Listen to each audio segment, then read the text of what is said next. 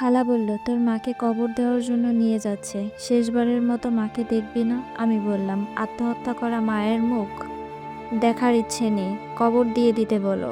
রাগ করে থাকিস না নয়ন, পরে যখন রাগ শেষ হবে তখন কিন্তু মাকে দেখার জন্য কবর ভেঙে ফেলতে ইচ্ছে করবে। আমি চিৎকার দিয়ে বললাম, বললাম তো আমার ইচ্ছা করবে না, কোনোদিনও না। বাবার সঙ্গে রাগ করে যে স্বার্থপরের মতো আমাকে রেখে আত্মহত্যা করেছে, কেন? আমি কি তার কেউ না? সে একবারও চিন্তা করে নাই আমি এতিম হয়ে যাব। বাবা বিয়ে করে আলাদা হয়ে গেছে, তাহলে কার কাছে আমি মানুষ হব বলো? শয়তানের ধোকায় পড়ে এসব করে বাবা। তুমি চলো, সবাই তোর জন্য অপেক্ষা করছে, একটু পরে বৃষ্টি হতে পারে, তখন মাটি দিতে ঝামেলা হবে। আমি যাব না। যাব না মানে যাব না। সে আমার কেউ না। যে মহিলা আমার কথা চিন্তা না করে একা একা মরে গেছে, তার জন্য আমার কোনো অনুভূতি নেই খালা। তাকে মাটি দিয়ে দিতে বলো। এরপরেই জোরে জোরে খালাকে রুম থেকে বের করে দিতে দরজা বন্ধ করে দিলাম। বাহির হতে আরও কিছুক্ষণ ডাকাডাকির শব্দ পেলাম, তারপর আর কেউ ডাকলো না। মনে হয় সবাই মায়ের দাফনের কাজ করতে চলে গেছে, আর মহিলারা উকিঝুঁকি দিয়ে মায়ের শেষ বিদায় দেখছে। গতকাল দুপুরে খবর পাওয়া গেছে বাবা ইতালিতে আরেকটা বিয়ে করেছে। বিয়ের কারণ হচ্ছে তার পাকাপোক্তভাবে ইতালিতে থাকার ব্যবস্থা করা। ১৩ বছর ধরে এখানে অবৈধ কাগজ করতে পারেননি, তাই দেশেও আসতে পারে না। ইচ্ছে করলে তিনি আসতে পারবেন, কিন্তু আর ফেরার পথ থাকবে না, তাই আসছে না। একদিকে বাবার পরে গিয়েছে ও অনেকে বৈধ কাগজে পেয়েছে, এমনকি তারা দেশে এসে ঘুরে গেছে। তাই বাবা আর ধৈর্য ধরতে না পেরে সেইখানে এক বাংলাদেশি ডিভোর্সি মেয়েকে বিয়ে করেছেন। সেই মহিলার বৈধ কাগজ আছে, তাই তিনি সে সূত্রে তার বাবা, স্বামী আমার বাবা, বৈধ কাগজ করে দিতে পারবেন। বাবা অবশ্যই দাদা দাদির এমনকি মায়ের সঙ্গে মেলাভাবে আলোচনা করেছে, কিন্তু মা সেখানে ঘোর আপত্তি জানিয়েছে। রাগ করে বাবার সঙ্গে কথা বলেননি অনেক দিন। মায়ের মনে বিশ্বাস ছিল তার রাগের দিকে তাকিয়ে বাবা আর সিদ্ধান্ত পরিবর্তন করবে, কারণ মা বাবার ভালোবাসার বিয়ে করেছিলেন। তারপর আমার জন্মের ২ বছর পরে বাবা বৈধ ভিসায় লিবিয়া চলে যায়। তাই বছর পর বাবা সেখান থেকে দালাল ধরে ইতালিতে পালিয়ে যায়। কিন্তু এত কিছুর পরও যখন গতকাল বাবার বিয়ের সংবাদ পেলাম, তখন মা একদম চুপ হয়ে গেল। দাদা বাড়ি থেকে বিকেলেই আমাকে সঙ্গে নিয়ে নানা বাড়িতে চলে আসেন। নানা নানি কেউ জীবিত নেই, একমাত্র মামা, তার স্ত্রী, সন্তান সবাইকে নিয়ে চট্টগ্রামে থাকে। পুরনো নানা বাড়িতে বাস করে আমার ছোট খালা, তাই আমার সেখানে এসে উঠলাম। পুরনো আমলের বিশাল বাড়ি, তাই অনেকগুলো রুম। আমি প্রায় বেড়াতে আসতাম, তাই আমার জন্য আলাদা একটা রুম থাকে এ বাড়িতে। আসার পর মা কারো সঙ্গে কোনো কথা বলে নাই, চুপচাপ বসে থাকতেন। আমিও তেমন কিছু বলতাম না। রাত ১০টার দিকে আমরা সবাই মিলে একসঙ্গে ডিনার করলাম। আমি আমার রুমে ঘুমাতে গেলাম, কিন্তু বরাবরই রাত ২টার আগে ঘুমানোর অভ্যাস নেই, তাই মোবাইলে হিন্দি সিনেমা দেখতে শুরু করলাম। রাত ১টা ৪৮, হঠাৎ করে দরজায় টোকা পড়ল। আমি উঠে গিয়ে দরজা খুলে দেখি মা দাঁড়িয়ে আছে। তাকে দেখে বোঝা যাচ্ছে তিনি তাহাজ্জুদ নামাজ পড়ে মাত্র এসেছেন বা পড়ার প্রস্তুতি নিচ্ছেন। মা আমাকে ঠেলে ভিতরে প্রবেশ করলেন, তারপর বিছানার একপাশে বসতে বসতে বললেন, আমার ধারণা ছিল তুমি এখনো জেগে আছো, তাই তোমার সঙ্গে কিছু কথা বলতে এলাম। বলো মা। আর তুমি এখন না বললে সকালেও তো বলতে পারতে। হ্যাঁ পারতাম, কিন্তু এখন বলতে ইচ্ছে করছে, তাই এখনই বলি। মানুষের মৃত্যু কখন এসে উপস্থিত হয় কেউ বলতে পারে না। দেখা গেল আমি তোমার সঙ্গে কথা না বলে চলে গেলাম, সকালবেলা তুমি দেখতে পেলে আমি পৃথিবীতে নাই, তখন তোমার খুব আফসোস হবে, তাই না? হ্যাঁ হবে, কিন্তু আমি জানি আমার মা অনেক বছর বেঁচে থাকবে, আর আমি আমার মাকে মা বলে ডাকবো, আর সে বলবে আর একবার ডাক। শোন, তোকে কিছু কথা বলি। তোর এখন যথেষ্ট বয়স হয়েছে, পৃথিবীতে একা একা চলার মতো বুদ্ধি তোর হয়েছে। মানে কি মা? এখন তুমি মাথায় হাত রেখে আদর না করলে আমি ঘুমোতে পারি না। বাহির থেকে বাসায় ফিরে তোমার মুখ না দেখলে সবকিছু ভেঙে ফেলতে ইচ্ছে করে। এগুলো হচ্ছে অভ্যাস। মনে করো, কাল থেকে যদি আমি না থাকি, তাহলে সপ্তাহ খানিকের মধ্যে সবকিছু স্বাভাবিক হয়ে যাবে। কেন, তুমি কোথায় যাবে মা? এখনো সিদ্ধান্ত নেইনি, তবে যেতে পারি বলে সম্ভাবনা আছে, তাই তাহাজ্জুদ নামাজ পড়ে তোমার সঙ্গে কথা বলতে আসলাম।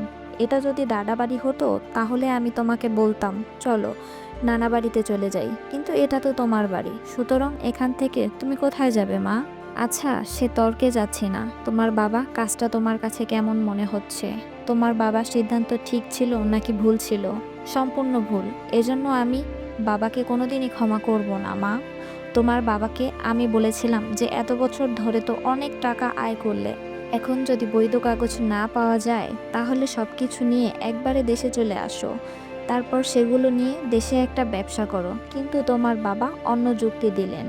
কি যুক্তি মা? তার বক্তব্য হচ্ছে তিনি সেখানকার গ্রিন কার্ড পেলে তোমাকেও সেখানে নিতে পারবে আর তোমার ভবিষ্যৎ উজ্জ্বল হবে। তাই তিনি আমার কথা রাখতে অস্বীকার করেছেন। আমার ভাগ্য যদি ইউরোপে যাওয়া থাকে তবে সেটা হবে, কিন্তু এভাবে বাবার সিদ্ধান্ত আমি মেনে নিতে পারি না। এখন হাজারো বলতেও আমি বাবার কাছে যাব না সেখানে। তোমার বাবার সিদ্ধান্ত আমি মানতে পারি না নয়ন, তাই তো তোমাকে নিয়ে চলে এসেছি। আমি তোমার বাবার আর আমার জীবনের অনেক স্মৃতি আমার একটা ডায়েরিতে লিখে রাখতাম। আমার সেই ডায়েরিটা তোমার কাছে দিচ্ছি, কারণ তোমার বাবাকে নিয়ে লেখার মতো আর কিছুই নেই। এটা তোমার কাছেই থাকুক। না, তুমি তোমার কাছে রাখো। আমাদের দুজনের প্রেমের শুরু থেকে এ পর্যন্ত সবকিছু এখনো লেখা আছে, তবে বিস্তারিত নয়, খুব অল্প অল্প করে সব লেখা আছে। তুমি পড়লে তোমার ভালো লাগবে। আমি তখন মায়ের একটা হাতে আমার মাথায় ধরে বললাম, ওমা তুমি আমাকে ছেড়ে যাবে না তো? মা বলল, আচ্ছা ঠিক আছে, যাব না, তুমি এখন ঘুমিয়ে পড়ো, রাত 3টা পেরিয়ে গেল। এটাই মায়ের সঙ্গে আমার শেষ কথোপকথন। খুব দেরি করে ঘুমানোর জন্য সকালবেলা ঘুম থেকে উঠতে দেরি হয়। দেরি হবে সেটাই স্বাভাবিক, কিন্তু খুব সকালবেলা প্রচুর চিৎকার চেঁচামেচি শুনে নিজেই ঘুম থেকে উঠে দরজা খুলে দেখি মায়ের রুমের সামনে সবাই কান্না করছে। দৌড়ে গিয়ে দেখি বিছানায় মায়ের লাশ পড়ে আছে, তার মুখ থেকে সাদা লালা বের হচ্ছে, একাকার অবস্থা। খালা কাঁদতে কাঁদতে সবার সঙ্গে বলছিল মা সকালে উঠে ফজরের নামাজ পড়েছেন। বাইরে তখন অন্ধকার ছিল। খালা যখন দেখলেন যে মা জেগে উঠেছে, তাই তিনি চা বানাতে গেলেন। তারপর চা নিয়ে মায়ের রুমের সামনে এসে দেখে দরজা বন্ধ। ডাকাডাকি করতে লাগলো, কিন্তু ভিতর থেকে গোঙানির শব্দ পেলেন। অনেক কষ্টে একটা ছিদ্র দিয়ে ঘরের ভিতরে তাকালেন। রুমের মধ্যে যদিও অন্ধকার ছিল, কিন্তু তবুও বিছানায় শুয়ে মায়ের ছটফটানি বোঝা যাচ্ছিল খুব। তারপর তিনি চিৎকার দিয়ে সবাইকে ডাকেন। গ্রামের মধ্যে আমার নানা এই বাড়ির মধ্যে ছিল পাশাপাশি 5টা পরিবার। প্রত্যেক পরিবারে হতে 2-1 জন করে এসেছেন। দরজা খুলে দেখেন মা তৎক্ষণাৎ পৃথিবী ত্যাগ করে চলে গেছেন। আমি এতটাই অবাক হলাম যে কাঁদতে ভুলে গিয়েছি। নিজের রুমে চলে গেলাম। তারপর কত কিছু তো হলো বাড়ির মধ্যে, কিন্তু আমি রুম থেকে আর বের হলাম না। থানা থেকে পুলিশ এসেছে। আমি শুধু তাদের বলেছিলাম মায়ের লাশ কাটাছেঁড়া করার দরকার নেই, কারণ মায়ের টেবিলের ওপরে নাকি একটা সুইসাইড নোট পাওয়া গেছে। তাছাড়া গতকাল রাতেই তো মা আমাকে বলেছিল তিনি আমাকে রেখে চলে যাবেন। আসরের নামাজ পড়ে মায়ের লাশ চিরনিদ্রায় শায়িত করা হয়েছে। মাগরিবের পরে আমি রুম থেকে বের হলাম। নিজের বাইক নিয়ে সরাসরি চলে গেলাম দাদার বাড়িতে। আমার দাদা কাকা সবাই মায়ের জানাজায় উপস্থিত ছিলেন। তারাও আমার সঙ্গে কথা বলার চেষ্টা করেছিলেন, কিন্তু আমি কথা বলিনি। আমি দাদার ঘরে উঠে সরাসরি দাদার দিকে তাকিয়ে বললাম, সবাই ঘর থেকে বের হও, আমি এখন এই ঘরে আগুন জ্বালিয়ে পুড়ে ফেলবো। দাদা অবাক হয়ে বলল, তোর কি মাথা খারাপ হয়ে গেছে নয়ন? শোকের ছায়া পড়েছে জানি, কিন্তু এসব কি ধরনের ব্যবহার? আমি কোনো জবাব না দিয়ে সঙ্গে সঙ্গে ঘরে আগুন লাগিয়ে দিলাম। বিশাল কাঠের বাড়ি, তাই বেশি কষ্ট হলো না, কিন্তু তৎক্ষণাৎ চারিদিকে থেকে লোকজন আসতে শুরু করেছে। আমি আবার বাইক নিয়ে নানার বাড়িতে এলাম, আর সেইখানে সবাই আগুন নেভাতে ব্যস্ত। পরদিন সকালবেলা গ্রামের মধ্যে পুলিশ এসে আমাকে খুঁজছে। কাকা আমার নানা থানায় মামলা করেছে। পরে জানতে পারলাম বাবাই নাকি বলেছে যে আমাকে কিছুদিন জেলের মধ্যে রাখার ব্যবস্থা করা হোক। যেহেতু আমি মার মৃত্যুর পরে খুব রেগে আছি, তাই যে কোনো কিছু করতে পারি, সেজন্য আগুন লাগিয়ে দেবার মামলা দিয়ে আমাকে আটকে রাখা হয়। কিন্তু আমি পালিয়ে চলে গেলাম চট্টগ্রামে মামার কাছে। তারপর থেকে এখানেই আছি। নিজের এলাকায় আজ পর্যন্ত যাওয়া হয়নি, তবে একদিন ঠিকই যাব। যেদিন আমার বাবা ইতালি থেকে বাংলাদেশে ফিরবে সেদিন ঠিকই যাব দেখতে। আজ 9 বছর পেরিয়ে গেছে, এখনো বাবা দেশে আসেননি। মাঝখানে দাদি মারা গেছে, কিন্তু তবুও বাবা আসেনি। জানি না আর কতদিন তার জন্য অপেক্ষা করতে হবে। নিজের অতীত জীবনের কাহিনী বলে চোখের পানি মুছে তাকিয়ে রইলাম নয়ন।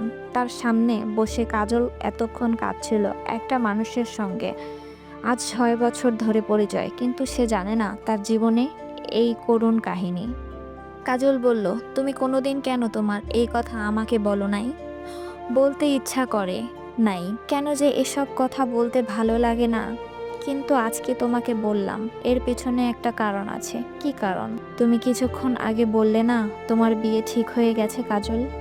হ্যাঁ, আমার এতদিনের ধারণা ছিল তুমি আমাকে মনে মনে ভালোবাসো, খুব বেশি ভালোবাসো। ভালোবাসি, এটা সত্যি, কিন্তু সেটা বন্ধু হিসেবে। একটা কথা বলো কাজল, বলো, আমি যদি তোমাকে ভালোবাসতে চাই, তোমার সঙ্গে সারা জীবন থাকতে চাই, তাহলে কি আমার ভালোবাসা গ্রহণ করবে না, ফিরিয়ে দেবে? পাগল নাকি তুমি? বিয়ের সব কিছু প্রায় ঠিক। বাবা গ্রামের বাড়িতে গেছে সবাইকে দাওয়াত করতে, যদিও কেউ আসবে না, আবার দু একজন আসতেও পারে, তাই বাবা গ্রামে গেছে।